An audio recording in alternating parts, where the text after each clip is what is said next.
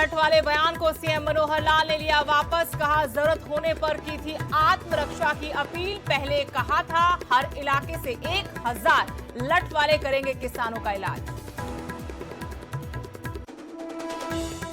Ranjit murder case में राम रहीम सहित 5 आरोपी दोषी करार। पंचकुला सीबीआई कोर्ट का बड़ा फैसला। 12 अक्टूबर को सुनाई जाएगी सजा। मंडी के मैदान में उतरी प्रतिभा सिंह। कांग्रेस प्रत्याशी ने किया नामांकन। जनसभा कर जीत का किया दावा। जुबलकोट खाई में बीजेपी की बढ़ी मुश्किलें। बीजेपी के बागी चेतन बरागटा ने निर्दलीय किया नामांकन। बीजेपी और कांग्रेस प्रत्याशी ने भी दाखिल किया पर्चा।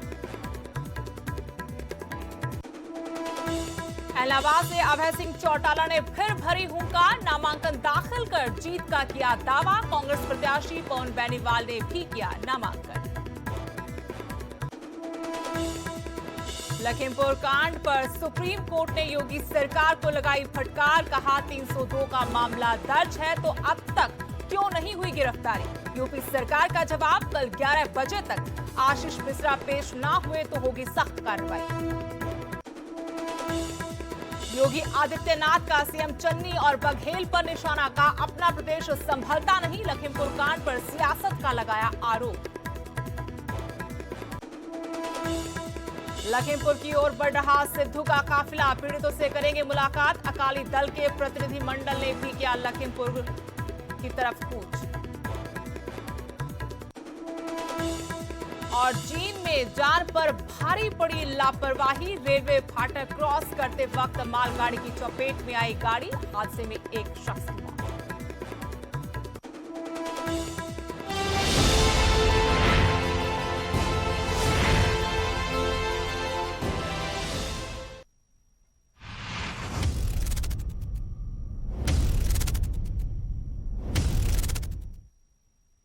नमस्कार, स्वागत है आपका। आपके साथ मैं हूं स्तेश नैन मोर। बुलेटिन की शुरुआत करेंगे बड़ी खबर के साथ। गुरुग्राम से बड़ी खबर, जहां एसजीटी यूनिवर्सिटी में फायरिंग से दहशत फैल गई। लकी नाम के युवक ने एक युवक को गोली मारी है। विनीत को गंभीर हालत में अस्पताल में ले जाया गया है। बड़ी खबर आपको बता रहे हैं गुरुग्राम में, जहां एसजीटी यूनिवर्सिटी में फायरिंग हुई है। लकी नाम के युवक ने विनीत नाम के युवक को गोली मारी है। विनीत की हालत गंभीर, इसके चलते अस्पताल में भर्ती कराया गया है। और जानकारी के साथ गुरुग्राम से मेरे सहयोगी धर्मवीर शर्मा फोन लाइन से जुड़ गए। धर्मवीर, गुरुग्राम में एसजीटी यूनिवर्सिटी में फायरिंग का मामला सामने आ रहा है, क्या और जानकारी अपडेट है? बिल्कुल, देखिए, जो एसजीटी यूनिवर्सिटी है इसमें ही 2 जो छात्र हैं उनके बीच में कहासुनी हुई थी।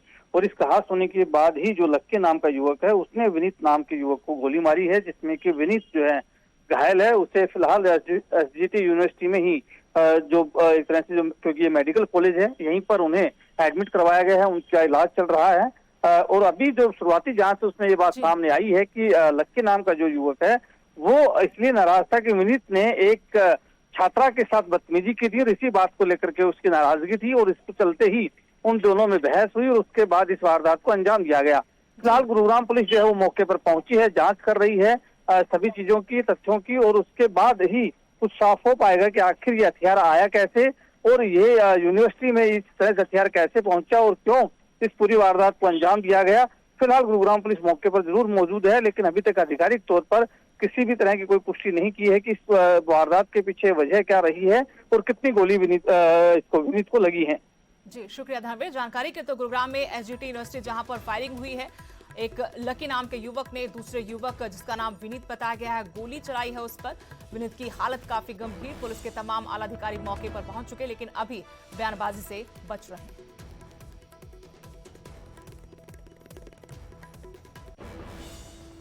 19 साल बाद रणजीत सिंह मर्डर केस में इंसाफ की घड़ी नजदीक है। पंचकुला सीबीआई की विशेष कोर्ट ने डेरा प्रमुख राम रहीम को दोषी करार दे दिया है। राम रहीम के साथ साथ कोर्ट ने 4 अन्य आरोपियों को भी दोषी माना है और इन सभी को 12 अक्टूबर को सजा सुनाई जाएगी।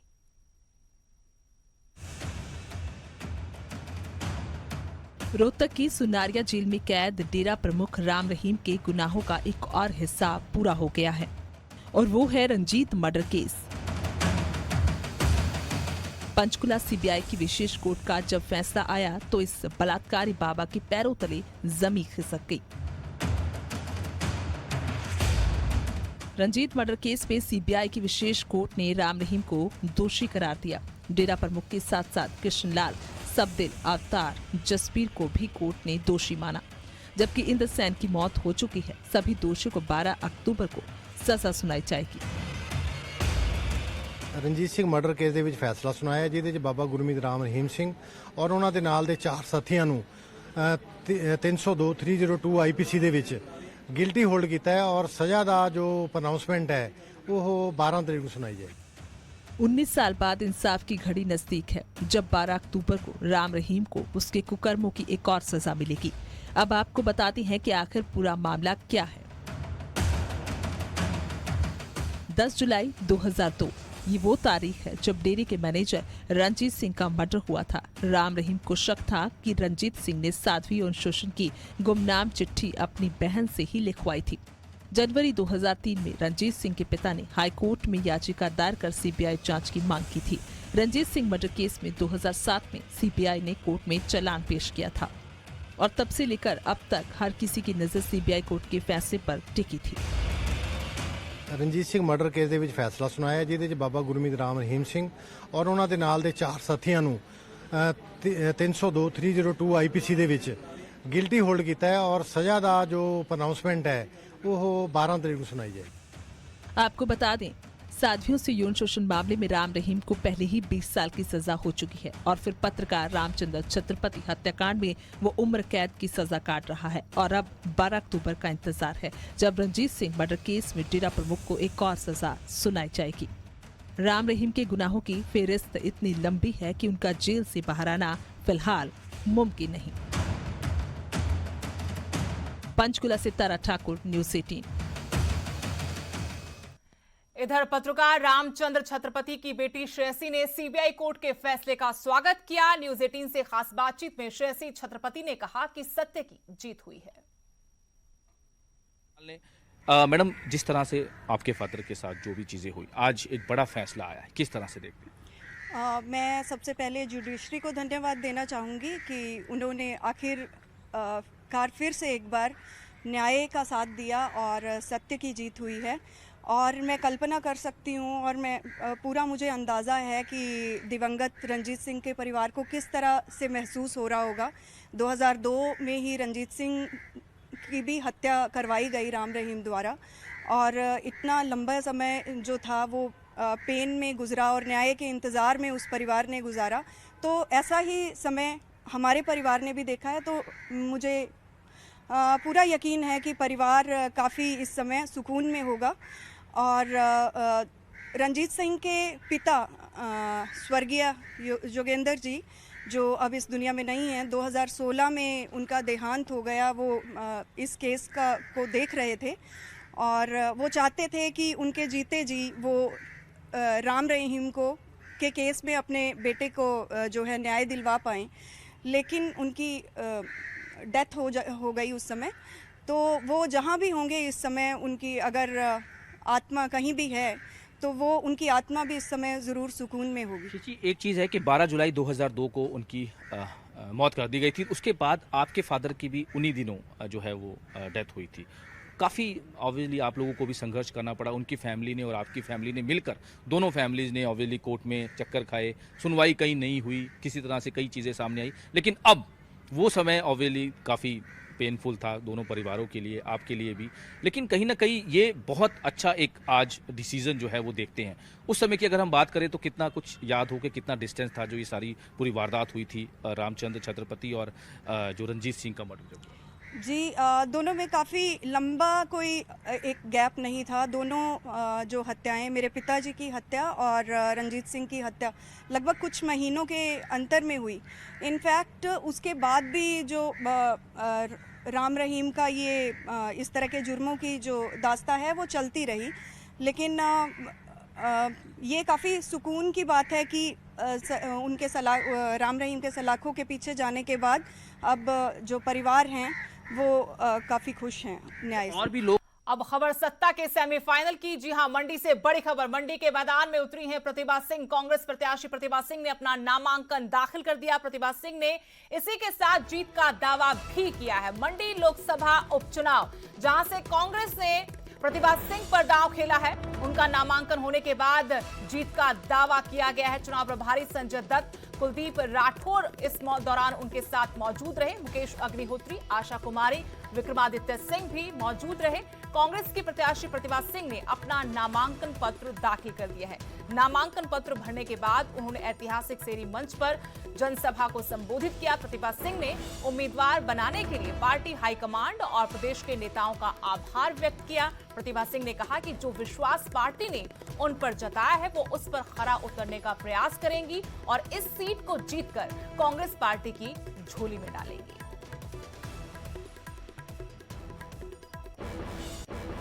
सबसे पहले तो मैं कांग्रेस पार्टी के हमारे अध्यक्ष श्रीमती सोनिया गांधी जी, राहुल गांधी जी और प्रियंका गांधी का बहुत बहुत आभार प्रकट करती हूँ कि उन्होंने मुझे कांग्रेस का टिकट दिया और हमारे प्रभारी, सह प्रभारी और सभी कांग्रेस के वरिष्ठ नेतागणों ने मेरा यहाँ से नाम एक मत पर भेजा। उसके लिए भी इन सबका तहे दिल से धन्यवाद। आज मुझे लगता है कि नॉमिनेशन भरने के बाद जिस तरीके का आश्वासन लोगों का मिला, जिस तरीके से लोगों ने बढ़ चढ़ के इसमें भाग लिया, तो मुझे पूर्ण विश्वास है कि कांग्रेस विजय होकर निकलेगी। एक और बड़ी खबर, हिमाचल में कांग्रेस के स्टार प्रचारकों की सूची जारी कर दी गई है। उपचुनाव में नवजोत सिंह सिद्धू भी प्रचार करते नजर आएंगे। कांग्रेस ने 20 स्टार प्रचारकों की लिस्ट जारी की है। पंजाब और छत्तीसगढ़ के सीएम भी हुंकार भरेंगे इस सत्ता के सेमीफाइनल में। सचिन पायलट, कन्हैया कुमार, राज बब्बर का नाम भी इस सूची में शामिल है। इसके अलावा आनंद शर्मा, गुरकीरत कोटली, राजीव शुक्ला भी स्टार प्रचारकों में शामिल। संजय दत्त, आशा कुमारी, धनीराम शांडिल, कौल सिंह ठाकुर, मुकेश अग्निहोत्री, राजेंद्र राणा, विक्रमादित्य सिंह, मेजर जनरल धर्मवीर सिंह राणा भी स्टार प्रचारकों की सूची में शामिल है।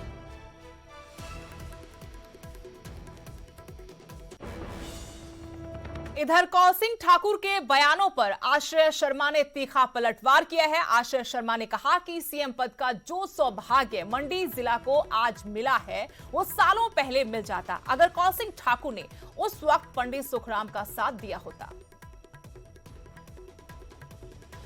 कौल सिंह ठाकुर जी ने आज एक प्रेस कॉन्फ्रेंस के अंदर ये सुझाव दिया कि हमें कांग्रेस पार्टी छोड़कर भारतीय जनता पार्टी में नहीं जाना चाहिए।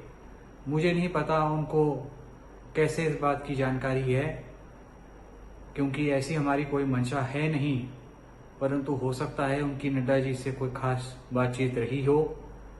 ना पंडित सुखराम जी ने ये बात कही कि हमने कांग्रेस पार्टी छोड़नी है, ना मैंने ये बात कही है कि हमने कांग्रेस पार्टी छोड़नी है। इस तरीके के बयान देकर पार्टी को तोड़ने का काम आदरणीय श्री कौल सिंह ठाकुर जी कर रहे हैं। अगली बड़ी खबर, जुबलकोट खाई में बीजेपी की मुश्किलें बढ़ गई हैं। बीजेपी के बागी चेतन बरागटा ने नामांकन कर दिया है। बीजेपी प्रत्याशी नीलम सरेक ने भी अपना नामांकन कर दिया है। कांग्रेस उम्मीदवार रोहित ठाकुर ने भी नामांकन भरा है। बीजेपी के बागी चेतन बरागटा ने नामांकन से पहले शक्ति प्रदर्शन किया, टिकट के प्रबल दावेदार, लेकिन ऐन वक्त पर उनका टिकट काट दिया गया और इसी के साथ उनके बागी तेवर निर्दलीय चुनाव मैदान में इससे पहले कि नामांकन करते शक्ति प्रदर्शन किया। बीजेपी को दिखाया कि कितनी ताकत के साथ, जनाधार के साथ वो निर्दलीय चुनाव मैदान में उतरे हैं। चेतन बरागटा का शक्ति प्रदर्शन, तस्वीरें भी आपको दिखा रहे हैं। पूर्व मंत्री स्वर्गीय नरेंद्र बरागटा के बेटे हैं चेतन बरागटा। समर्थकों के साथ चेतन बरागटा ने अपना नामांकन किया। टिकट कटने पर फूट फूट कर भी रोए थे चेतन बरागटा, लेकिन आज नामांकन से ठीक पहले उनका शक्ति प्रदर्शन देखने को मिला।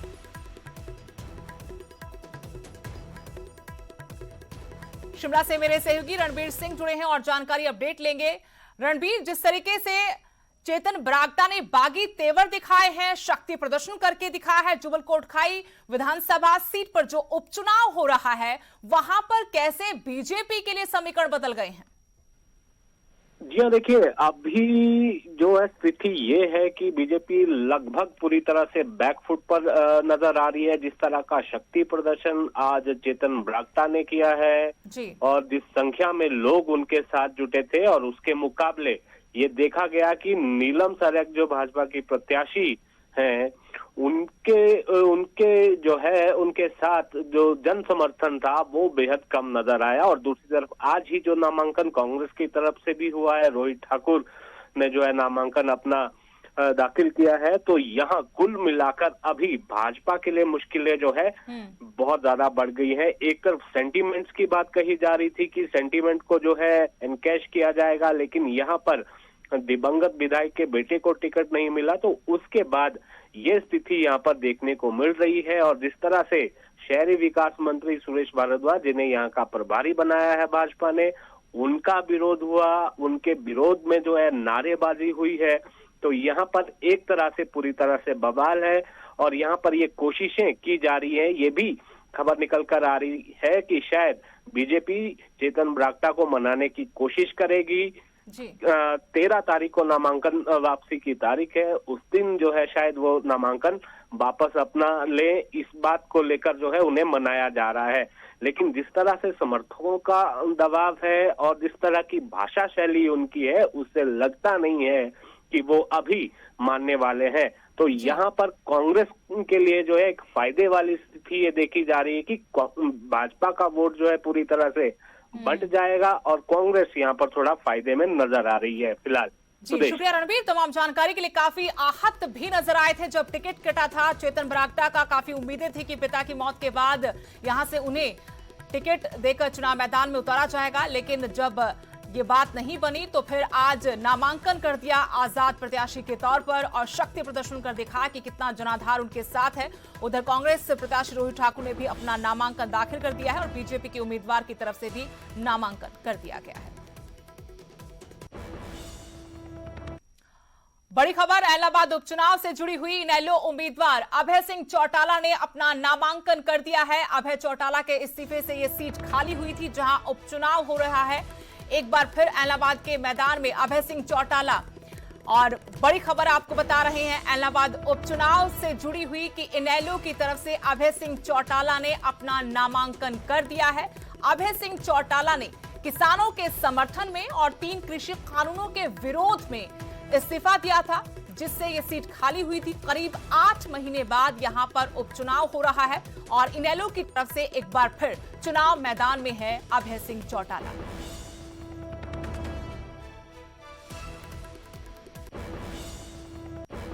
बीजेपी जेजेपी का तो कोई नाम लेने वाला नहीं है। आज ऐसी हालत है कि जब गांव में जाएंगे वोट मांगने, तब लोग एहसास कराएंगे उनसे इस बात का, खास करके कि आपका जो फैसला है, जो 3 कृषि के काले कानून आपने बनाए हैं, ये हमारे लिए मौत है, हमारी डेथ के वारंट है। हम आपको किसी कीमत पे अपना वोट नहीं देंगे। लेकिन कांग्रेस को भी लोग साथ के साथ सबक सिखाएंगे। दूसरी तरफ कांग्रेस और बीजेपी की हालत तुम्हारे सामने है। आज जो है इनके पास अपने कैंडिडेट नहीं है। एक आदमी 10 दिन पहले कांग्रेस ज्वाइन करता है, कांग्रेस वाले उठा करके उसको टिकट दे देते हैं। एक आदमी पहले दिन बीजेपी ज्वाइन करता है और बीजेपी वाले उसको टिकट दे देते हैं। तो दिवालिया पिट गया कि नहीं पिट गया? एक और बड़ी खबर इलाहाबाद उपचुनाव से ही जुड़ी हुई, जहां नामांकन के आखिरी दिन कांग्रेस प्रत्याशी पवन बेनीवाल ने भी पर्चा भर दिया। कांग्रेस प्रदेश अध्यक्ष कुमारी सैलजा इस मौके पर पहुंची। भूपेंद्र सिंह हुड्डा और विवेक बंसल भी मौजूद रहे। कांग्रेस की तरफ से इस बार पवन बेनीवाल अपनी किस्मत आजमा रहे हैं। इलाहाबाद उपचुनाव में कुछ दिन पहले ही बीजेपी का साथ छोड़कर कांग्रेस का हाथ थामा था पवन बेनीवाल ने और यहां आते ही उनका टिकट पक्का। यानी इस बार इलाहाबाद उपचुनाव में पवन बेनीवाल कांग्रेस की टिकट पर चुनाव मैदान में हैं।